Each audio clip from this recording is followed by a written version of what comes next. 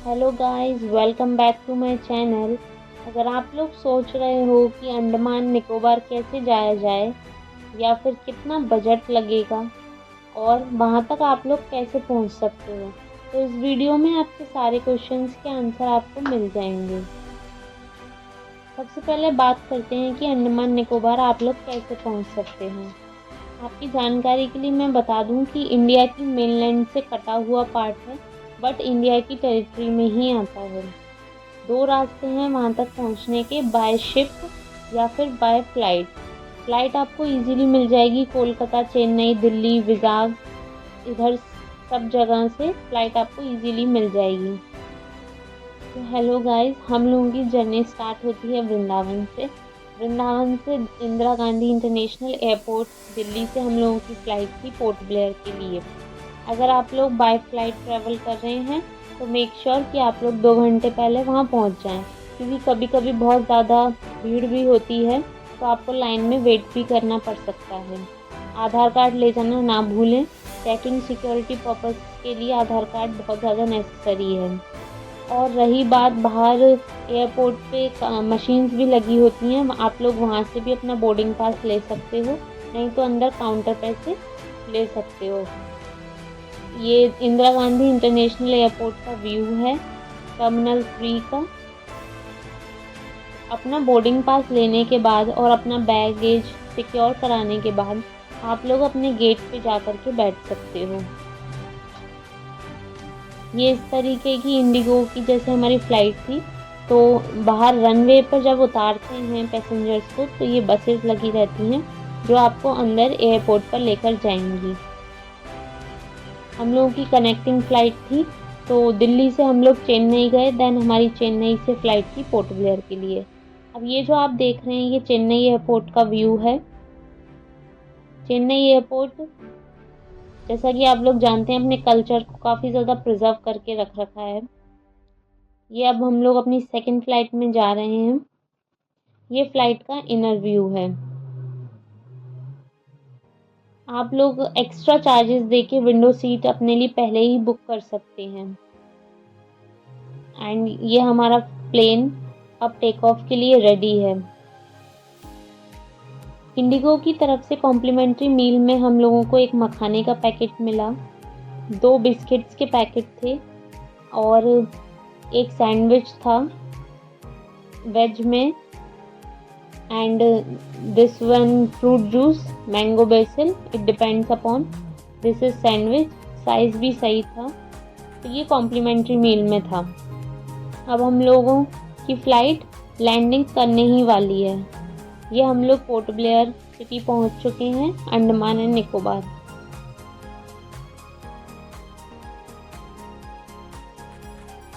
ये है Veer Savarkar international airport. बहुत ज़्यादा डेवलपमेंट हो चुका है अब अंडमान निकोबार में भी, एंड गवर्नमेंट काफ़ी ज़्यादा ध्यान दे रही है। टूरिज्म को भी बहुत ज़्यादा बढ़ावा दिया जा रहा है। This is the view of Veer Savarkar international airport. Airport के बाहर ही पिकअप पॉइंट होता है, जहाँ से अगर आपने अपनी कैब या फिर गाड़ी प्री बुक कर रखी है तो वो आपको वहाँ से पिकअप करेगी। ये स्टैचू बना हुआ है वीर सावरकर। तो ये हम लोग अंडमान निकोबार पहुँच चुके हैं। यहाँ पर अकोमोडेशन की बात की जाए तो नॉर्मल ही है, ज़्यादा कोई कॉस्टली नहीं है। 1000 to 3000 आपको अच्छा मिल जाएगा। ये हमारा होटल है जो एयरपोर्ट के पास ही लिया था हम लोगों ने, MK रेसिडेंसी।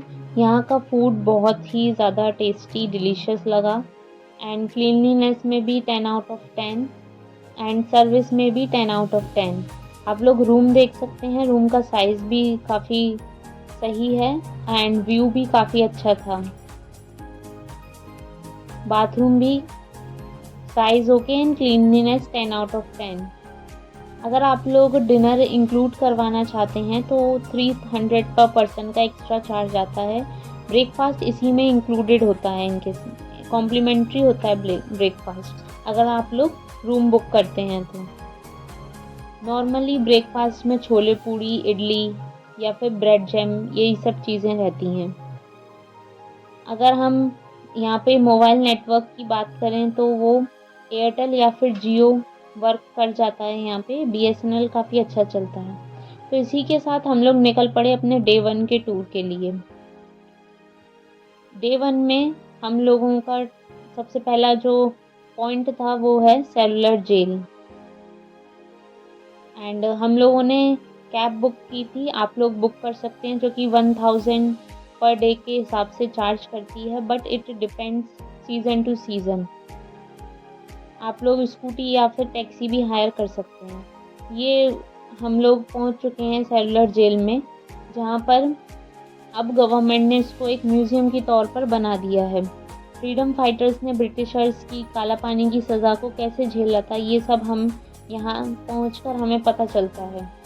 यहाँ पर अंदर एंट्री की फ़ीस है 30 रुपीज़ पर पर्सन, और अगर आप लोग गाइड लेना चाहते हैं तो उसकी फ़ीस रहेगी 200 रुपीज़ पर पर्सन।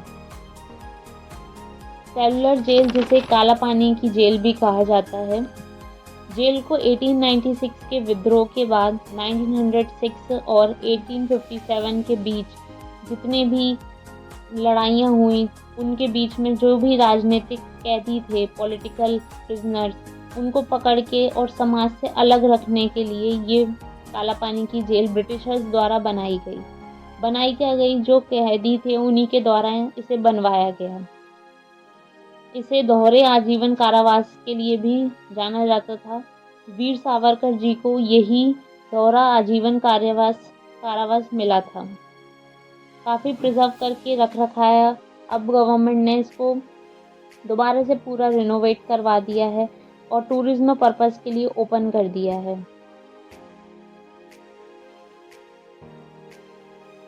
गैलरी, म्यूजियम्स, यहाँ पर आकर आप लोग देख सकते हो कि हमारे जो स्वतंत्रता सेनानी हैं उन्होंने कितनी यातनाएं सही और उनके ऊपर कितना अत्याचार किया गया।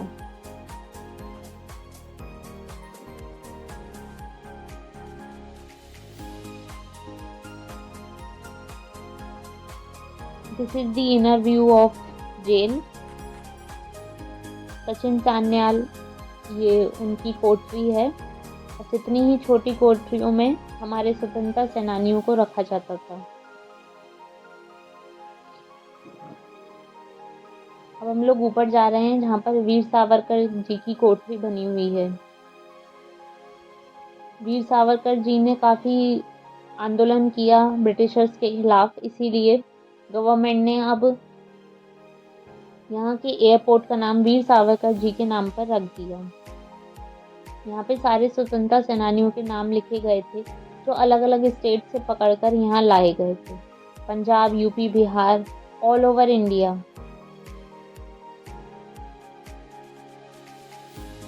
अब यहाँ पर चारों तरफ वैसे तो कुछ भी नहीं है, बट अब यहाँ पे काफ़ी पॉपुलेशन भी रहने लगी है। सब लोगों ने अपने अपने कॉटेजेस एंड घर बना लिए हैं। ये सारे कॉटेजेस उन वर्कर्स के हैं जो अभी भी यहाँ पर काम करते हैं।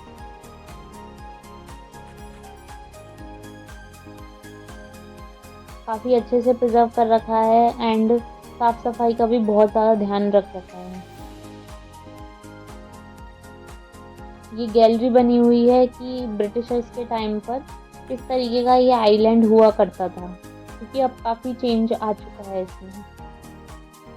इसमें रॉस आइलैंड, नॉर्थ वे, सबके बारे में सबकी फ़ोटोज़ हैं। This is again a museum.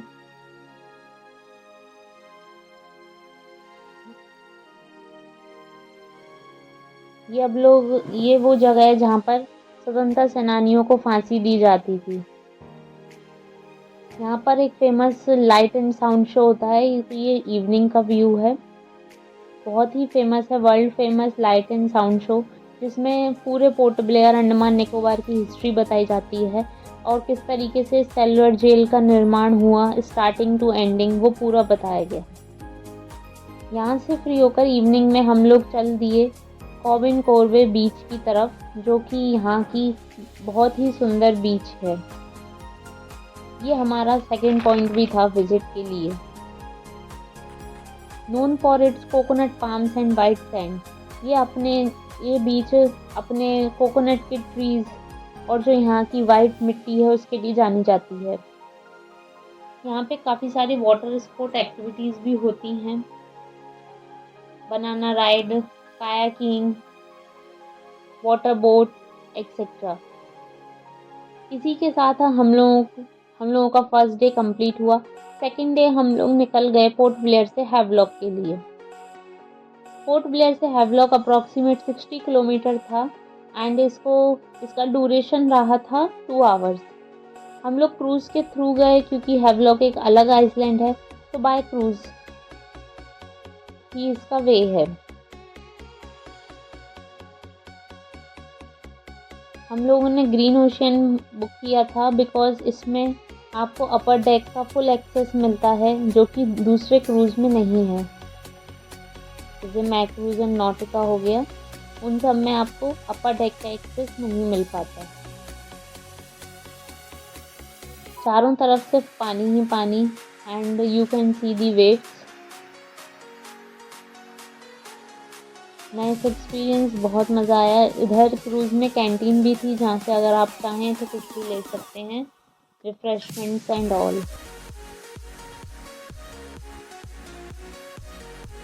Havelock का नाम चेंज करके अब गवर्नमेंट ने स्वराज द्वीप रख दिया है। So now we are heading towards Swaraj Dweep from Shri Vijayapuram.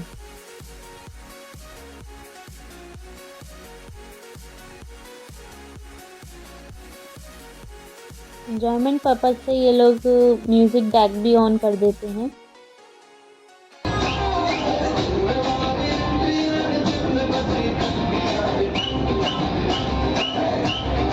आप लोग देख सकते हैं we enjoyed a lot.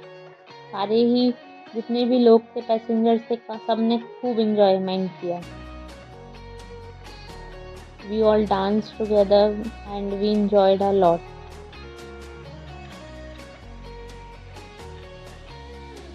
Approximately 2 hours की जर्नी थी हमारी। 2 घंटे में हम लोग हैवलॉक आइसलैंड पर पहुंच गए।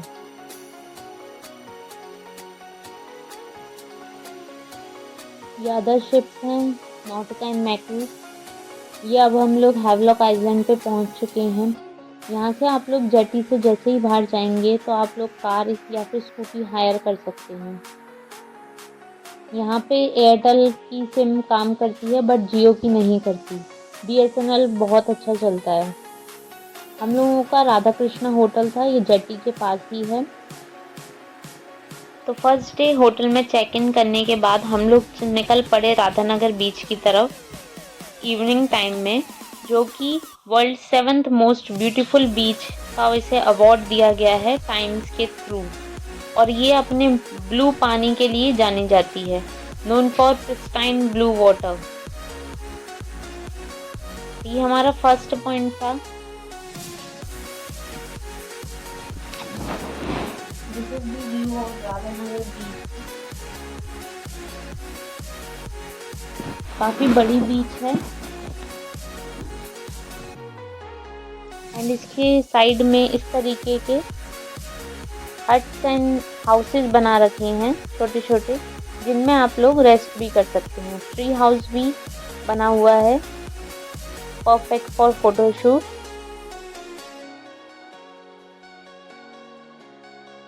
यहाँ का वेदर आप लोग प्रिडिक्ट नहीं कर सकते। 2 सेकंड में ही बारिश आ सकती है और 2 सेकंड में ही धूप निकल सकती है।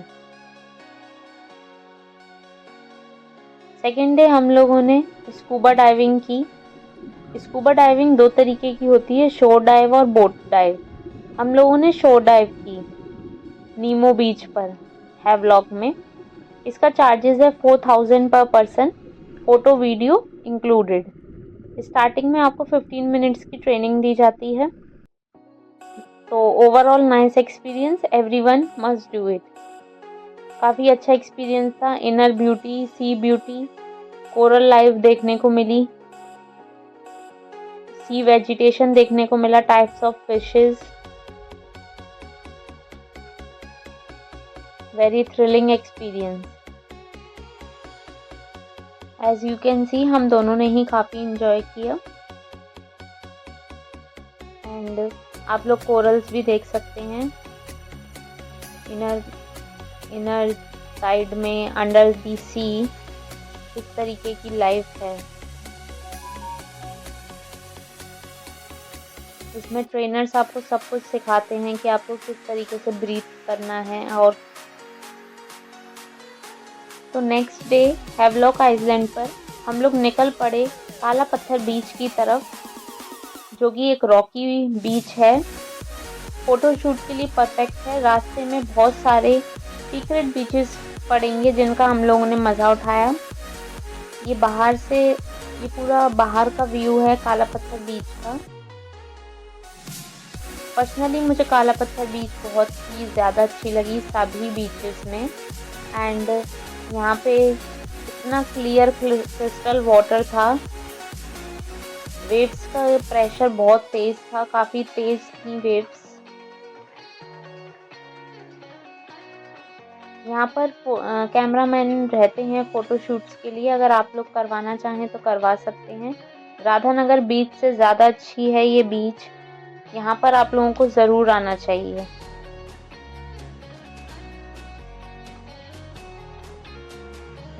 काला पत्थर बीच को विज़िट करके शाम में हम लोग लोकल मार्केट गए। लोकल मार्केट देखी किस तरीके की है अंडमान में। आप लोग एलिफेंटा बीच भी जा सकते हैं, जहाँ पर आपको कॉम्प्लीमेंट्री मिलेगी स्नॉर्केलिंग। हैवलॉक एक ट्रॉपिकल आइलैंड है। यहाँ पर वेदर प्रिडिक्ट करना बहुत ही ज़्यादा मुश्किल है, तो इसीलिए आप लोग अपने हिसाब से प्लान करिएगा। एलिफेंटा बीच पर काफ़ी ज़्यादा स्पोर्ट्स एक्टिविटी भी होती हैं। Rates depend upon season. ये हम लोग निकल पड़े नेक्स्ट डे नील आइलैंड की तरफ, जिसका नाम शहीद आइलैंड रखा गया है इंडियन गवर्नमेंट के द्वारा। नील आइलैंड बहुत ही छोटा आइलैंड है। वहाँ पर स्टे के ऑप्शंस भी लिमिटेड हैं। क्रूज़ के थ्रू हम लोग नील आइलैंड गए।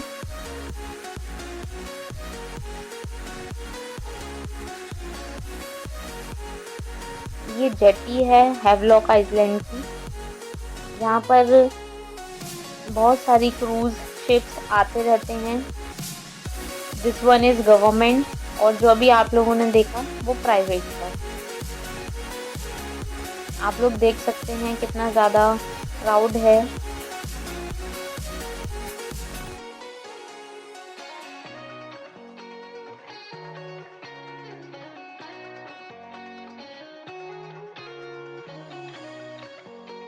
सबसे पहले हम लोगों को टिकट्स लेनी पड़ती है क्रूज़ में चढ़ने के लिए, एंड उसके बाद अपना लगेज रखवा कर then we get inside the cruise. Neil island north side में पड़ता है हैवलॉक आइलैंड के। यहाँ पर विंड का प्रेशर और वेव्स का प्रेशर दोनों ही बहुत ज़्यादा था। आप लोग देख सकते हैं लहरें किस तरीके से उठ रही हैं। यदि आप लोग और आगे जाके खड़े होते हम लोग, तो ऐसा लग रहा था कि पानी बिल्कुल शिप में ही आएगा। ये अब हम लोग पहुंच चुके हैं नील आइलैंड पे। ये नील आइलैंड की जेटी है। इससे बाहर निकलते ही आपको स्कूटी, कार्स सब मिल जाएंगी। आप लोगों को जो भी लेना हो, हायर करना हो, आप लोग ले सकते हैं। यहाँ पे वाटर क्लैरिटी और भी अच्छी है हैवलॉक और पोर्ट ब्लेयर से। क्योंकि ये छोटा आइलैंड है तो यहाँ पर इतने ज़्यादा भी नेटवर्क्स नहीं लगे हुए हैं। यहाँ पर एयरटेल और जियो के बिल्कुल भी नेटवर्क्स नहीं हैं, ओनली BSNL के हैं। चेक इन करके हम लोग निकल पड़े भरतपुर बीच की तरफ, जहाँ पर मैंने जेट स्की स्पोर्ट एक्टिविटी की। काफ़ी अच्छा एक्सपीरियंस था। यहाँ पर काफ़ी सारी वाटर स्पोर्ट्स एक्टिविटी होती हैं, बट क्योंकि हम लोग स्कूबा डाइविंग हैवलॉक में ही कर चुके थे तो हमने यहाँ पर नहीं की, तो इसीलिए यहाँ पर हम लोगों ने जेट स्की करी। Snorkelling, glass bottom ride, scuba diving, बहुत सारी एक्टिविटीज़ यहाँ पे होती हैं। 7 सीज़ ड्रीम कैसल रेस्टोरेंट में हम लोग रुके थे। वहाँ का खाना बहुत ही ज़्यादा अच्छा था और सर्विस भी अच्छी थी। यहाँ पे आपको वेज एंड नॉन वेज दोनों ही तरीके का खाना मिलेगा।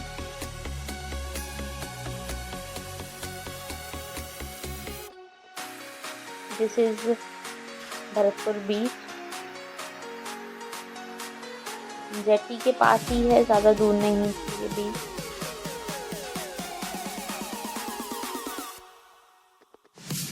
यहाँ पे वाटर स्पोर्ट एक्टिविटी करने के बाद हम लोगों ने पानी के अंदर भी हम लोग गए।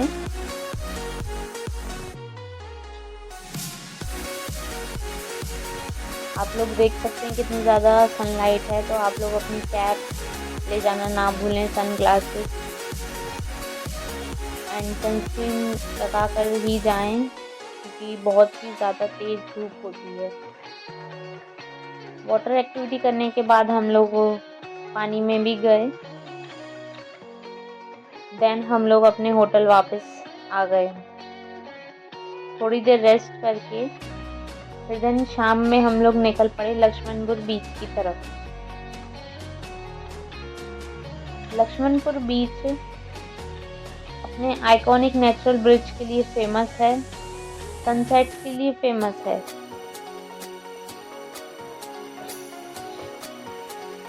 ये नेचुरल ब्रिज तक जाने का रास्ता है, ये मेन अट्रैक्शन है अंडमान निकोबार का। आपको चौक में कार ड्रॉप करेगी, फिर देन वहाँ से आप लोगों को पैदल चलना है। ये सब कोरल्स है, ये एक लो टाइड बीच है, तो ये सब पूरी कोरल्स हैं जिनके ऊपर हम लोग चल रहे हैं। जब पानी का बहाव तेज होता है तो ये पानी ये सब पूरा सब कवर हो जाता है, सब डूब जाता है, तब आप लोग यहाँ पर नहीं जा सकते। ये है नेचुरल रॉक ब्रिज फॉर्मेशन। यहाँ पे आप लोग गाइड भी हायर कर सकते हैं, 500 रुपीज़ चार्ज रहता है, जो आपको यहाँ की मैरीन लाइफ के बारे में बताएगा। इस पर चलते समय आप लोग सी ब्यूटी देख सकते हैं, जैसे कि different types of fishes, crabs, केकड़े, अलग अलग तरह की मछलियाँ। आप लोग मछलियों को खिलाने के लिए या दाना डालने के लिए कुछ लेकर भी जा सकते हैं। बाहर शॉप्स हैं, पूरी मार्केट है, आप लोग वहाँ से भी परचेज कर सकते हैं। This is natural bridge of Andaman and Nicobar.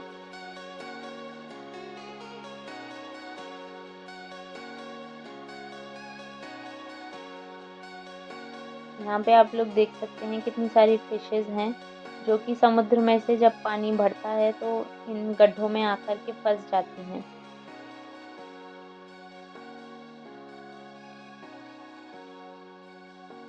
अलग अलग प्रकार की, अलग अलग प्रजातियों की मछलियाँ।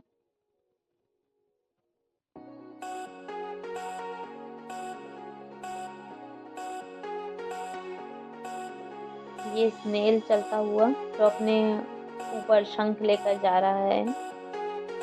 ये ब्लैक कलर का जो आपको ऑर्गेनिज्म दिख रहा है, ये है सी कुकुम्बर। ये सब वेजिटेशन है समुद्र का, समुद्र के वनस्पति हैं। आप लोगों को यहाँ पर बहुत ही संभल कर चलना होगा, तो फ्लिप फ्लॉप्स या फिर सिंपल जो चप्पल्स होती हैं वो बेस्ट रहती हैं, आप उन्हें पहन करके यहाँ पे आ सकते हैं।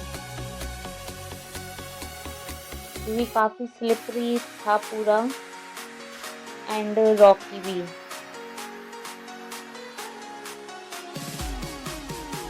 नेचुरल ब्यूटी है Andaman and Nicobar, main attraction point of Neil island.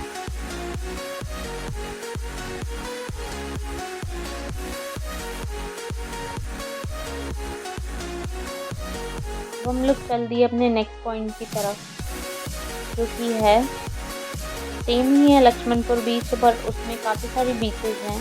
तो अभी हम लोग नेचुरल ब्रिज फॉर्मेशन पे थे, वो बीच नंबर दूसरा है, और अब जो हम जा रहे हैं ये नेक्स्ट बीच है, and this is famous for sunset. Car आपको पार्किंग में छोड़ देगी, वहाँ से आप लोग वॉक इन करके जा सकते हो। एज यू कुड सी, दोनों तरफ आप लोग देख सकते हो कितनी ज़्यादा हरियाली है, पेड़ पौधे, कितनी शांति, बहुत ही ज़्यादा शांत माहौल। ये बीच है famous for sunset, but as you know यहाँ का वेदर की आप लोग कुछ भी नहीं बोल सकते हो, बहुत ही ज़्यादा अनप्रिडिक्टेबल है। तो अभी क्लाउड्स का थोड़ा सा मौसम हो रहा है, तो सन हाइड हो गया है। वाइट सैंड, बहुत ही ज़्यादा साफ सफाई पर ध्यान दिया गया है, सारी बीचेस बहुत ही ज़्यादा क्लीन थी। ये आप लोग देख सकते हो बीच में ये बीच, तो आप लोग देख सकते हो बीच में ये आइलैंड है। ये हम लोग अपने रूम पर वापस आए। नेक्स्ट डे का ये आउटर व्यू है, कितना ही ब्यूटीफुल व्यू है।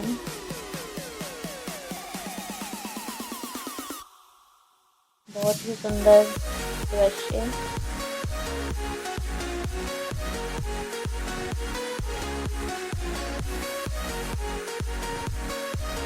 अब हम लोग चेकआउट करके अपने होटल से निकल पड़े दोबारा से पोर्ट ब्लेयर की तरफ, नील आइलैंड से पोर्ट ब्लेयर की तरफ।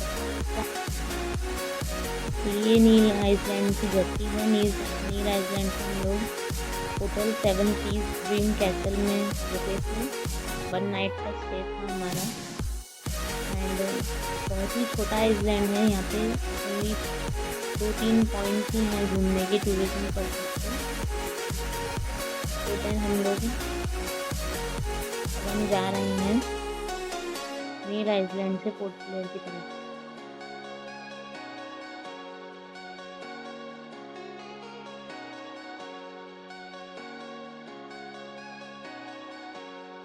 यहाँ पे जाते हुए हमें सी क्रिएचर्स देखने को मिले और इंडियन ओशियन में हमने डॉल्फिन भी देखी।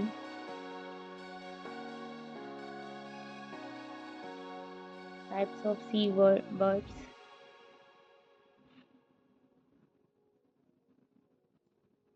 ये देखिए डॉल्फिन्स भी हैं यहाँ पे।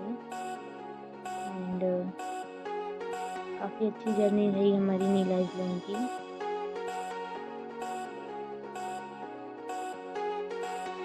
अगर आप लोग यहाँ आने की सोच रहे हैं तो आप लोगों को ज़रूर आना चाहिए, प्लान बनाना चाहिए। फैमिली ट्रिप, कपल्स हुए, बहुत ही सुंदर जगह है अंडमान निकोबार, जो कि काफ़ी अंडररेटेड है मेरे हिसाब से। गोवा के लिए इतनी ज़्यादा हाइप रहती है हमारे बीच में, यूथ के बीच में, बट यहाँ पे होनी चाहिए। ये हम लोग पोर्ट ब्लेयर पहुँच चुके हैं। दोपहर के 12 बज रहे थे और हम लोग वहाँ से 10 बजे निकले थे। 12 बजे तक पोर्ट ब्लेयर पहुँच चुके थे। हमारा दोबारा से उसी होटल में स्टे था जहाँ पे हम लोग डे 1 फर्स्ट डे रुके थे।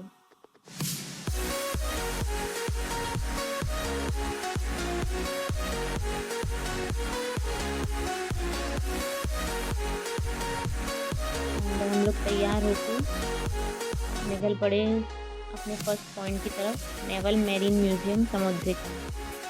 तो ये इंडियन नेवी के द्वारा मेंटेन किया जाता है। यहाँ का जो मेन अट्रैक्शन है वो है वेल का स्केलेटन। ये ब्लू वेल का स्केलेटन यहाँ रखा हुआ है, काफ़ी प्रिजर्व करके रखा है। इसको इंडियन नेवी मेंटेन करती है, भारतीय जल सेना। यहाँ पर निकोबारी हट जैसा अभी आप लोगों ने देखा, तो यहाँ पर पूरा सब दिखाया गया है कि ट्राइबल्स कैसे रहते। एंड ये सब मॉडल्स बने हुए हैं जो हमारे वॉर के जो भी शिप्स हैं, INS Deepak and INS Vikrant, INS Kolkata. इसमें एंट्री के लिए 50 रुपीज़ पर पर्सन आपको टिकट लेनी पड़ती है। 25 रुपीज़ चाइल्ड के लिए हैं, और अगर कोई व्यक्ति हैंडीकैप है, सीनियर सिटीज़न है या फिर फ्रीडम फाइटर है, उसके लिए इस म्यूज़ियम में एंट्री फ्री है। एयरपोर्ट के पास में ही है ये म्यूज़ियम, समुद्रिका मैरीन म्यूज़ियम।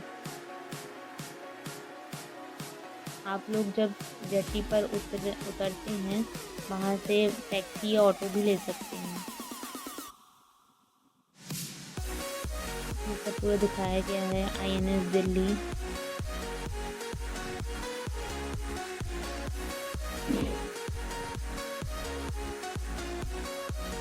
ट्राइबल्स की डे टू डे लाइफ, वो लोग कैसे रहते हैं, वो सब यहाँ पे स्टैचूज के द्वारा पिक्चर किया गया है। ये हट हैं जिस तरह के घरों में रहते हैं ट्राइबल। ये एक म्यूज़ियम था, उसी में ही ये एक्वेरियम बना हुआ है। यहाँ पे वैरायटी ऑफ फिशेस, प्रॉन्स, ये स्टारफिश, अलग अलग तरीके के जीव जंतु, वनस्पति।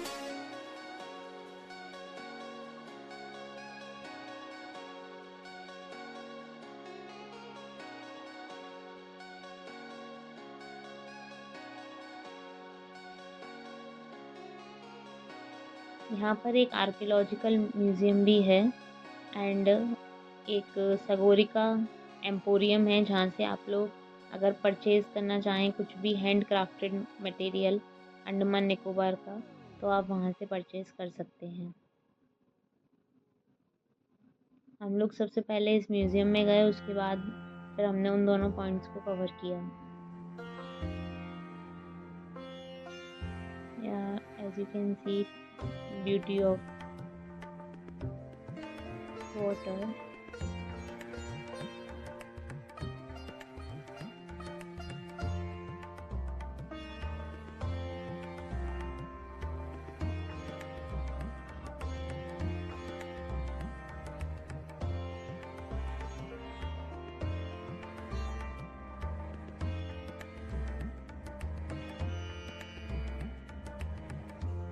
ये स्केलेटन्स रखे हुए हैं लॉबस्टर के, जो क्रैब्स होते हैं, केकड़े, अलग अलग प्रकार के, उनके स्केलेटन यहाँ पे प्रिजर्व करके रख रखे हैं।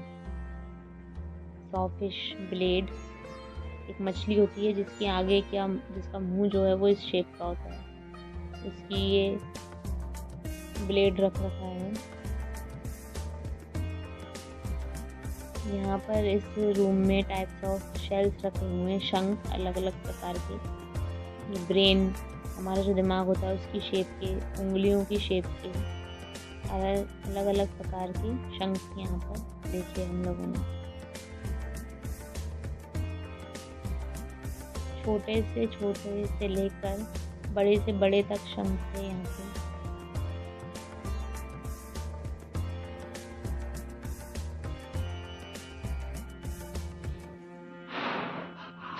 So guys, this is all about Andaman and Nicobar. अगर आप लोगों को कोई भी क्वेरीज हैं तो आप लोग कमेंट में पूछ सकते हैं। हम लोगों का 6 डे का था टूर, और मैंने इसमें आपको आइटनरी भी बता दी है वीडियो में। अगर आपको और कोई डाउट है तो आप कमेंट कर सकते हैं। आपको हमारी वीडियो कैसी लगी ये भी आप कमेंट में बता सकते हैं। This is Veer Savarkar international airport. ये उसका बाहर का रनवे है पोर्ट ब्लेयर का।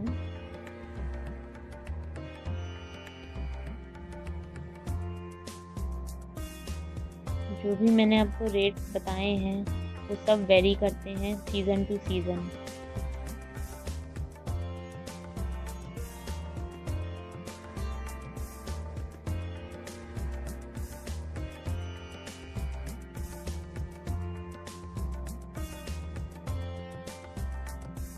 एंड इसी के साथ bye bye Andaman, with lovely beautiful memories we have. आप सबको भी ज़रूर एक बार यहाँ जाना चाहिए, बहुत ही सुंदर जगह है जो कि बहुत ही ज़्यादा भी अंडररेटेड है। अब गवर्नमेंट यहाँ पे वर्क कर रही है, यहाँ के टूरिज़्म को बढ़ावा देने के लिए भी काफ़ी सारे स्टेप्स लिए जा रहे हैं सरकार के द्वारा।